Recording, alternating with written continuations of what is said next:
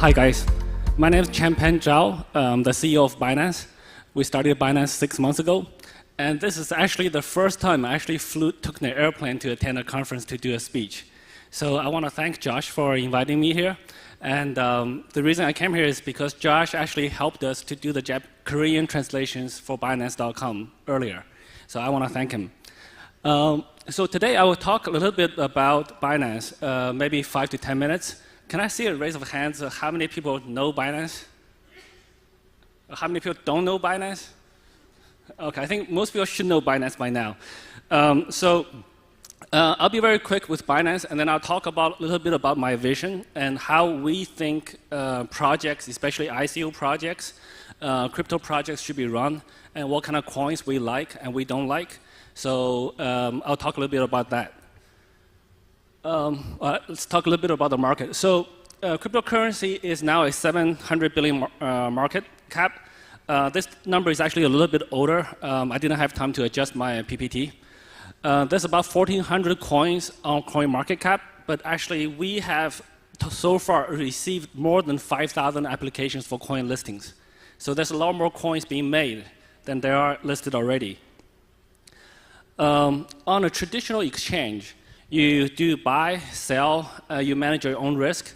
Performance of the exchange is not guaranteed, and you do your own research, and liquidity is uncertain. So that's some of the problems when we first started, we thought the industry have. We have not completely solved those problems yet, but we're definitely working on it. So for Binance, some of the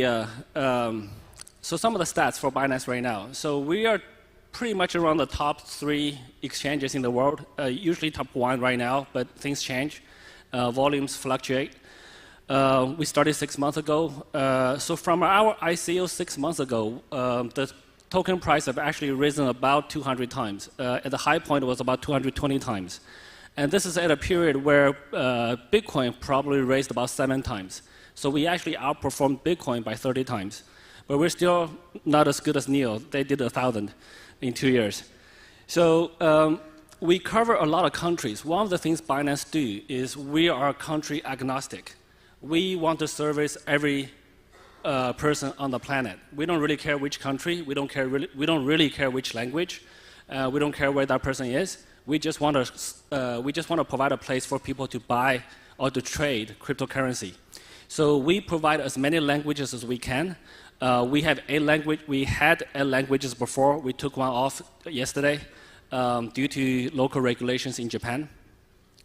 But we also added a little box on the top right of our website. Now you can Google Translate our website. I think the Google Translate is probably not as good as Josh's translation, but it's pretty good because we don't have a lot of words on our website. So we just surpassed 6 million users. So as of this morning. And this is with limited registrations. So every day we open registration for about 1 to 3 hours, depending on, and we open them at random times so that we don't have an inflow of people wanting to register. So I think last week we had a record of, in 1 hour, 240,000 users registered. And that record was passed again 2 days ago. We have 310,000 users registering in about an hour and a half. So we have very huge volumes. We listed 237 trading pairs so far, actually a bit more than that now, probably around 240, 245 trading pairs. We support about 100 coins, so that means we have to work with 100 different wallets, 100 different blockchains. That's a very challenging part for running a crypto exchange. And we have our own Binance coin. There's some other data I want to share, which is not updated here. I apologize. So on the highest day so far, we traded $10 billion in 24 hours on Binance.com. And if you divide that by 84,000 seconds, that works out to be $1,100,000 traded every second. So every second, $1,100,000 trade. And on that day, our matching engine processed 3.5 billion transactions. So that's 40,000 transactions per second on our exchange, on average. So at the peak, it was actually much higher. So this is something that a centralized exchange can actually do technically faster. As of now, I actually don't know of any exchange, any blockchain that can handle 40,000 transactions per second. So that's a challenge I want to put out there for the blockchain developers. I wish there will be a blockchain that can handle that many transactions per second. And when that happens, we will very likely move to a decentralized model, on-chain exchange. Okay, I'll quickly go through this. I don't think we need to spend too much time on this. So we want to build a different exchange. So if we want to just build another exchange, copying somebody else, we probably wouldn't do that. There's not a whole lot of point. So we want to build a different exchange. So just some more stats. So we have a really fast matching engine. So our core matching engine for the exchange is actually really, really fast. We can handle 1.4 million transactions per second. So on the top, so this slide is again a little bit outdated. On the highest performance day, we used about 3% of our capacity for the matching engine. So we are actually doing upgrades for that now because we want to be ready for another 100x increase in volume. So we are working very hard on those lower level things that people don't see. So this is why I think most people who have used Binance, when you trade on Binance, the response is very quick. From placing order to the order appearing on the right in the market data, I think that experience is, most people like it. We are really tightening up our listing criteria. So this is where there's some conflict. A lot of projects come to me, hey, it says ChengPeng CZ, can you look at my project? It's a really good project. Can we list on you? So I'll spend the next little part talking about how to list on Binance. So currently, I think we are one of the highest liquidity providers in the world. Some other exchanges, to be honest, have very large volumes on some pairs, but they don't have a lot of liquidity on all pairs. I think our volume is very evenly spread out among almost all the pairs we support, or at least most of the pairs. And I think if you trade on multiple exchanges, you'll find that out very quickly. I think this is a major attractiveness for Binance. So if this is actually much more important than trading low fees. This is much more important than other things. This is actually real money that you will save when there's hard liquidity. We are one of the exchanges that we are, even though I don't travel that much, just simply because the time cost for traveling is too high, we do engage with the community very heavily. So I think we are the first exchange that did community voting for listing coins. I'm very often in our Telegram group, but less often now. The Telegram group is too big. Right now, I think there's 40,000 people, and whatever you say does not stay on screen for more than 2 seconds. Just keep scrolling. But we are very engaged with the community. So I want to talk a little about. So we have 2 initiatives we started. We haven't. I want to spend more time pushing this kind of initiatives, but I actually got dragged back because the number of users increasing is too fast. So we want to service them better. So I've been more focusing on the service part of Binance.com. But let me talk a little bit about labs because it does indicate how we select projects. So we like projects that are technically based. So strong team, very active code base. We want to see the source code on GitHub, and we want them to be very active. Funds is never an issue for any project we like to support. For any project right now, if Binance says we will incubate you, money is not a problem. There will be lots of money following us.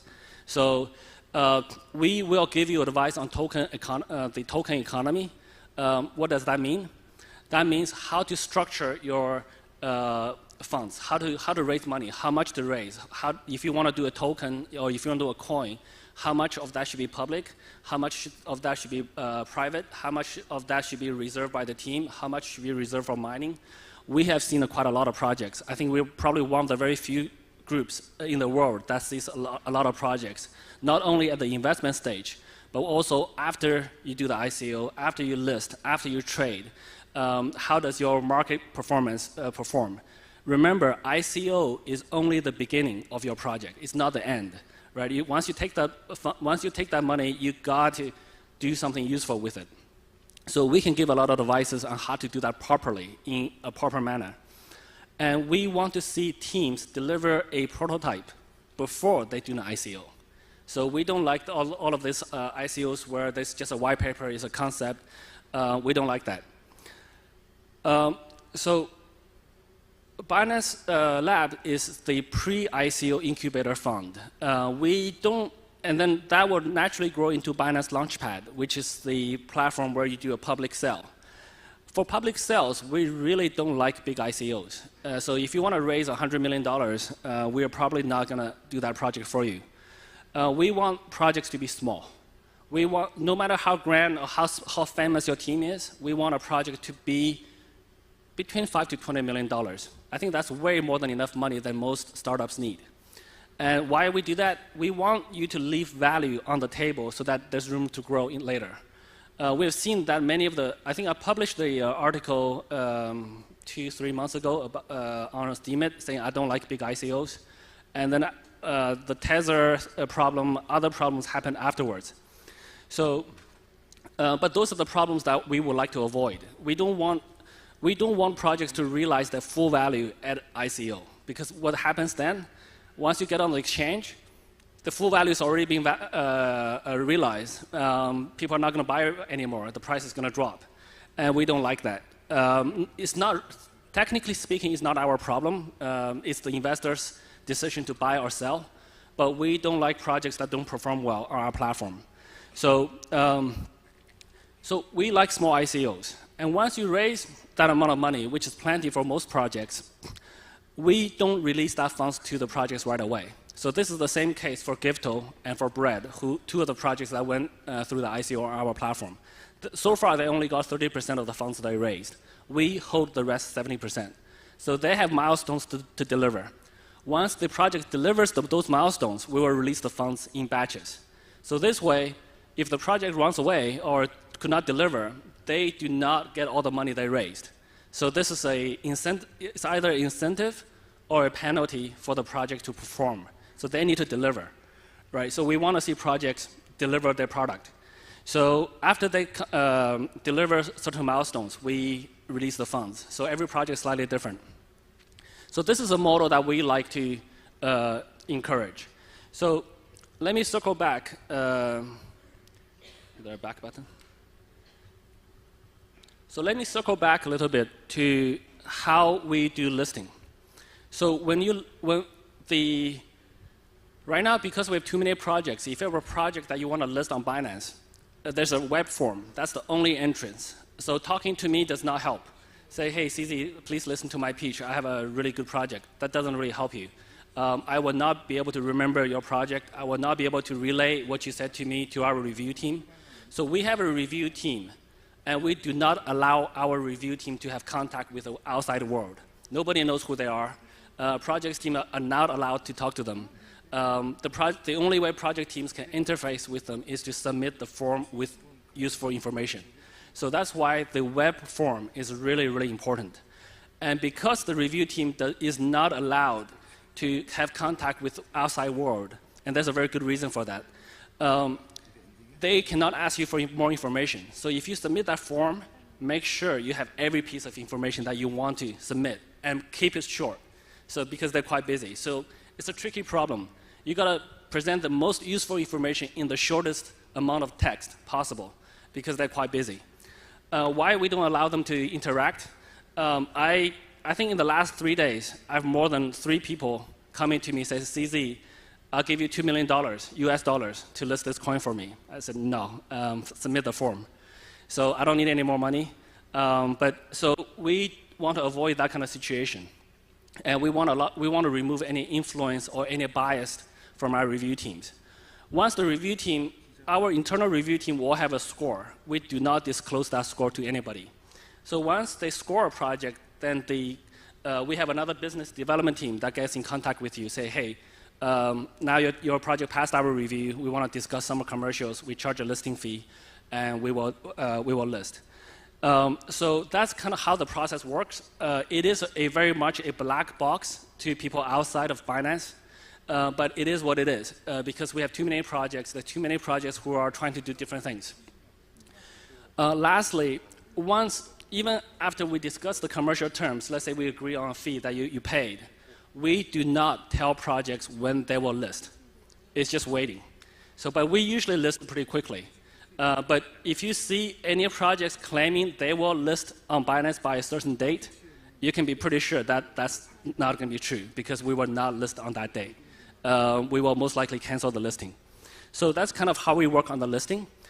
And in terms of the future, I want to share a future vision that I have, which is I believe in the future there will be many, many coins. I think there will be millions of coins, regardless of whatever people do.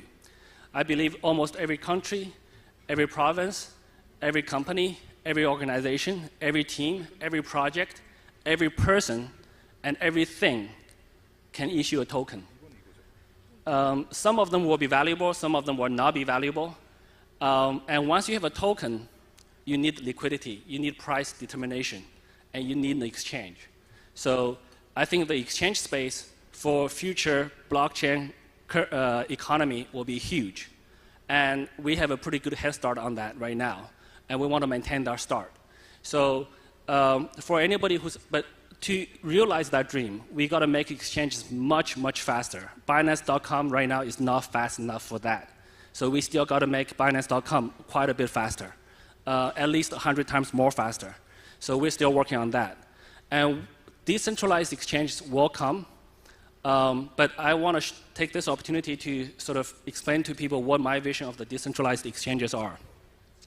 Many people confuse this concept, saying, oh, decentralized exchanges are better than centralized, just because decentralized is always better. That may not be true. So today, none of the decentralized exchanges can handle our volume. That's number one. And none of them are as secure as we are, actually. So Ether Delta got hacked many times, and very badly recently. It's not that decentralized by itself will be more secure, more fair, better. That doesn't work. Also, decentralized exchanges and centralized exchanges are two different things.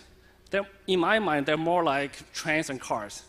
Right? So if you invent a train, you might still need cars. So with decentralized exchanges, you will have some benefits, anonymity, and you can trade any coin you want to trade. But right now, there are a few very heavy challenges for decentralized exchanges. Number one, the blockchains are not fast enough. They can only do a couple hundred or a couple thousand transactions per second. And that's not fast enough for trading. And with blockchains, multiple nodes have to sync. When multiple nodes have to sync, they're by default always guaranteed to be slower than one node that just does the processing. So it's very simple. So, and with decentralized exchanges, you will see a lot more fraud, a lot more bad coins listing on there, and a lot more price manipulation, bad behaviors. So some regulation is actually good. But again, so that's kind of my view on decentralized exchanges. I hope Binance.com will begin our decentralized exchange development in 2018. But so far, we have had a lot of concepts, but we haven't really started our GitHub repo. We haven't really started our development yet. So that's probably going to come. I'm hoping that we will be able to have the bandwidth to start that project in 2018. The last topic I will talk about is what I touched on is regulation. So a lot of people are very curious as to the regulation affecting exchanges. It does. It does affect us very heavily. So, but Binance always takes the stance that we will be fully compliant in every country where we operate. We respect every government. We respect every law enforcement agency. So we don't want to fight anybody. We're just here to provide a good service to people who wants to trade. So on the flip side, I highly urge different regulatory bodies to sort of consider the consequences of regulating poorly. So there are good regulation and there are bad regulation. So some people always ask me, do you like regulation or not? Again, it's not a binary answer. It's not regulation is good or regulation is bad. It's how you regulate, right? So a good regulation needs to be detailed, needs to be specific. You should say what you can do and what you cannot do.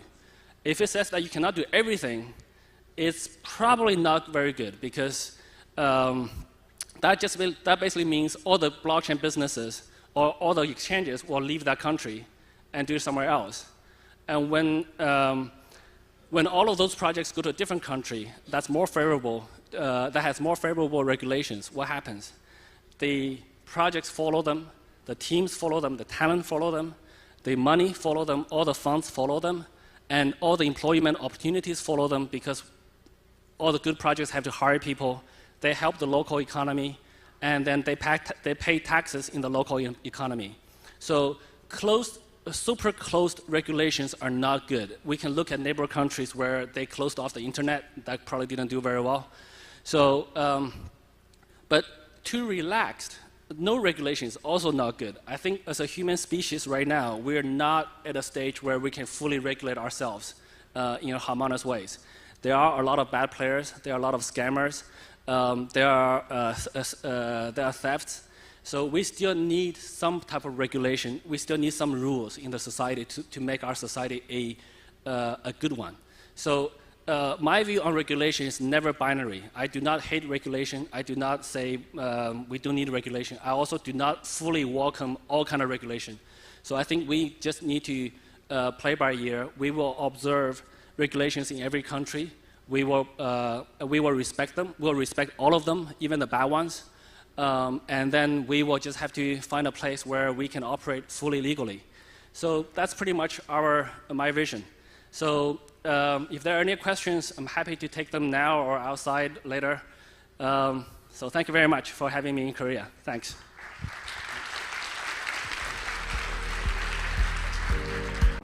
If you enjoy this content, please subscribe to our YouTube channel and click the little bell beside the subscribe button to ensure you get notified of future important videos and live streams.